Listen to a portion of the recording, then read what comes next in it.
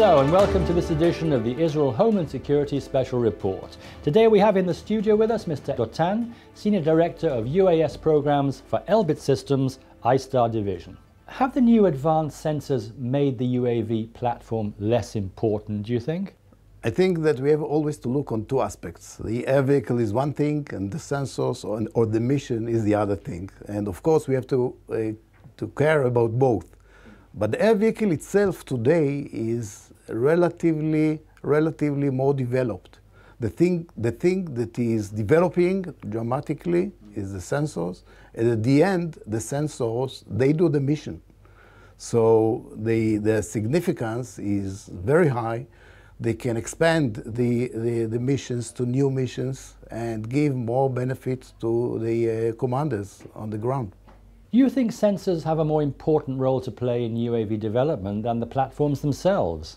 We always have to be very good or excellent both in the sensors and the platforms.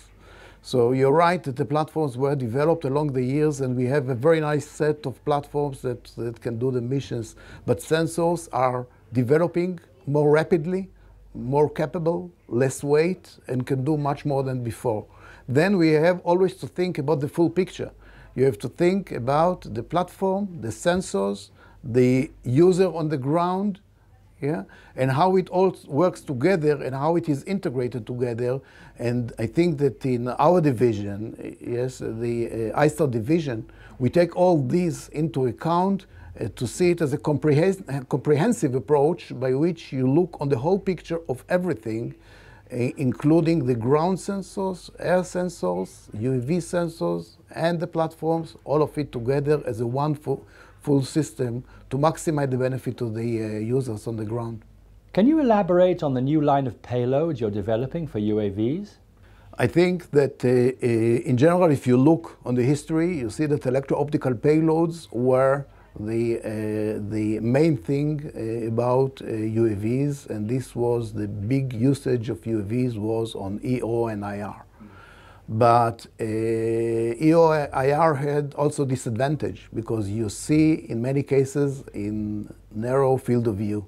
So I think the big thing is to look on wide field of view and see the whole area and control the whole area. And this is something that we have unique solutions by looking on the whole area and not just the straw or the straw effect that you see by the electro-optical payload. Do you think with the new payloads, UAVs will be able to replace manned aircraft?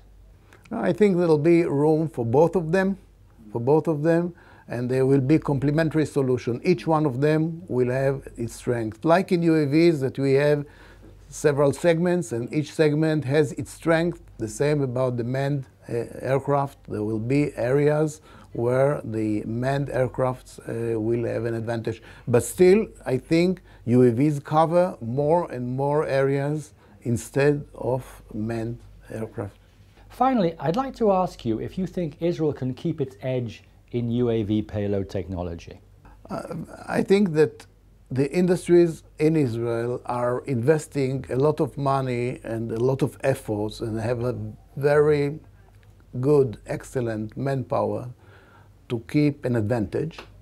But I personally believe that cooperation with international players is important, and that's what we try to do in many areas, and not to work alone.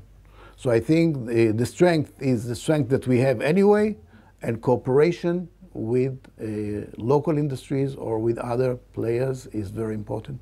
Well, thank you very much for your time.